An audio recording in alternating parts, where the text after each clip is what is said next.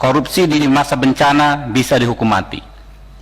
Sebenarnya ide Pak Jokowi sangat baik, dan saya tahu itu kalau dilaksanakan dengan baik akan sangat bagus, tapi pelaksanaannya sangat mengkhawatirkan. Jangan sampai ini Pak Jokowi ditipu sama anak kecil. Ada dua aspek yang harus Bapak awasi ya dalam konteks tipikor ini. Yang pertama, proses pengadaan jasa pelatihan. Saya orang Palembang, Pak, saya bingung, ada pelatihan bikin pempek, Pak, 600.000 rupiah. 600.000, belajar aja sama istri saya di rumah, gratis gitu loh. Nah iya, ya di YouTube gratis gitu loh. Salah satu vendor ruang guru itu staf khusus presiden. Alamat pemilik sahamnya, beneficial ownernya ada di Singapura, ada di Amerika. Mau begini konyolnya kita. Siapa yang terlibat diusut. Berikutnya juga mengenai masalah praktek-praktek menghisap yang dilakukan oleh ring satu istana ini dalam konteks staf khusus presiden. Saya kasih contoh, ada anak muda ngirim surat ke camat-camat atas nama COVID. Ya nggak, bubarin aja staf khusus. Anak muda, saya muda Pak, nggak pernah rampok uang rakyat. Ini anak baru umur 20-an tahun, ngerampok uang rakyat triliunan. Malu kita jadi anak muda. Kita minta tolong ketua, mainkan ini. Jangan sampai kita terjebak sama short term policy yang ujung-ujungnya duit, ujung-ujungnya proyek, sehingga memakmurkan para trader dan menjaga kekuasaan para mafia. 90% saat ini obat berasal dari luar negeri bahan bakunya. Kok bodoh sekali kita ketua. Kita bukannya nggak tahu ini mainan siapa, desain siapa, siapa yang diuntungkan ketua. Beneficial owner dari semua ini kan kami juga tahu. Bukannya DPR bodoh, tapi kita katakan DPR bersabar. Mau sampai mana langkah mainnya ini?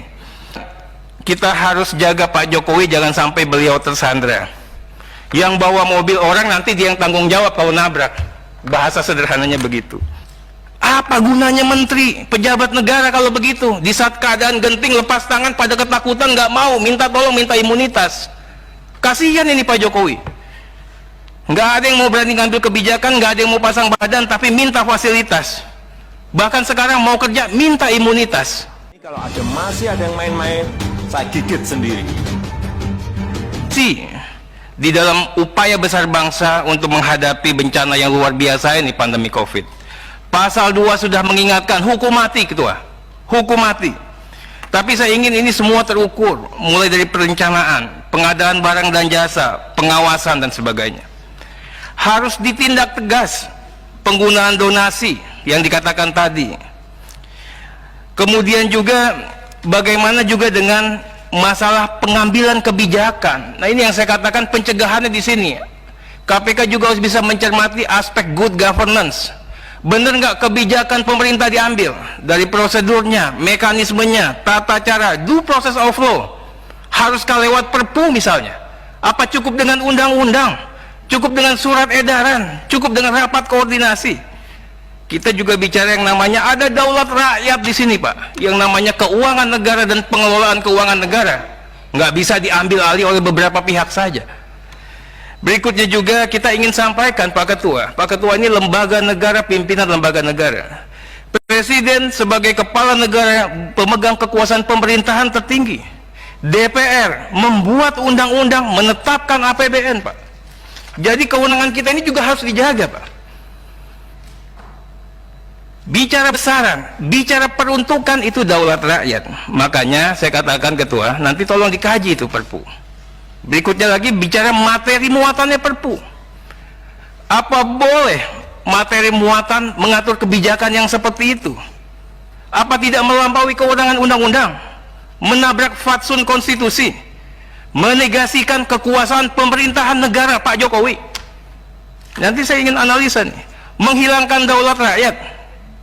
Pemeriksaannya juga nggak ada, pengawasannya juga nggak ada, KPK pun juga dihilangkan ini. Nah ini yang kita katakan KPK harus tampil. Saya nggak bicara ruang guru kecilan itu, ini yang gede-gede seperti ini. Apa sudah gawat sekali Ketua?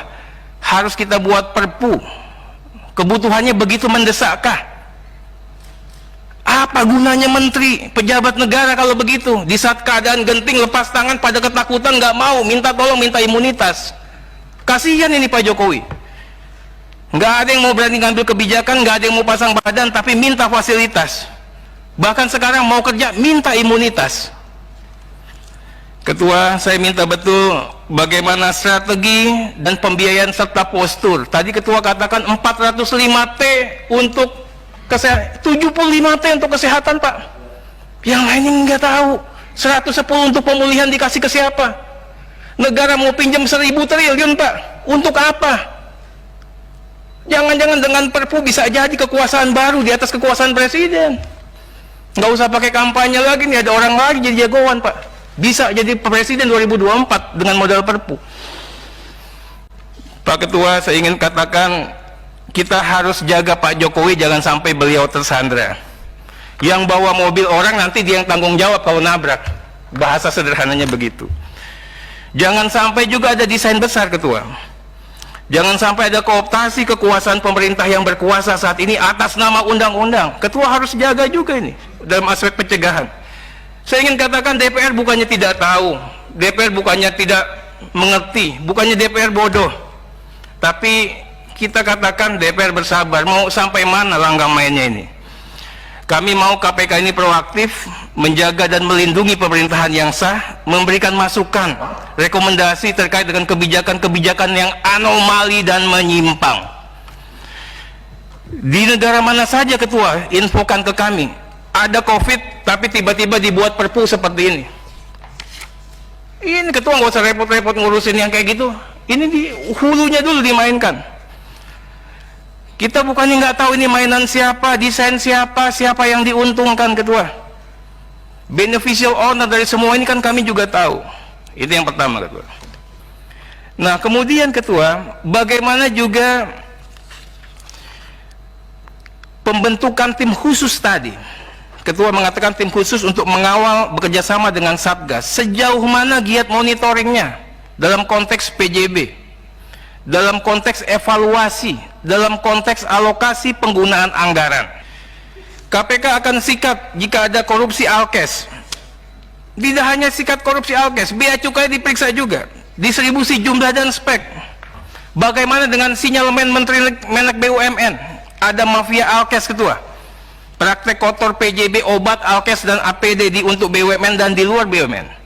Saya udah katakan ini berkali-kali, mafia obat nih nggak hanya dari dulu sudah, Pak. Harga obat Rp1 jadi 1.000 perak, alasan generik, bisa juga 10.000.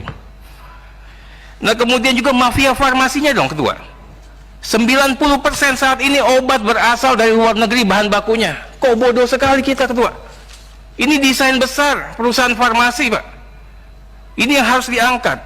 Bagaimana juga Alkes masih import sebagian besar, padahal kita bisa, Pindad juga bisa.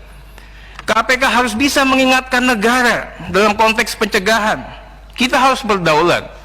Bagaimana BUMN harus menjadi frontier, tapi BUMN-nya benar. Jangan sampai kita terjebak sama short term policy yang ujung-ujungnya duit, ujung-ujungnya proyek, sehingga memakmurkan para trader dan menjaga kekuasaan para mafia. Berikut, Ketua, ini hanya sebagai ria kecil. Penunjukan platform digital tanpa tender untuk proyek kartu prakerja senilai 5,6 triliun. Gagasan Pak Jokowi ini bagus, Omnibus Law, semuanya bagus, tapi diimplementasikannya dipangkas sama orang-orang yang nggak benar. Implementasinya dipenggal. Bagaimana 8 vendor digital tanpa tender yang diberikan kuota raksasa, Ketua, permen raksasa oleh pemerintah? Bagaimana bisa terjadi? Bagaimana strategi pengawasannya? Dan tidak cukup dengan mundur, Pak. Ini korupsi. Salah satu vendor ruang guru itu staf khusus presiden.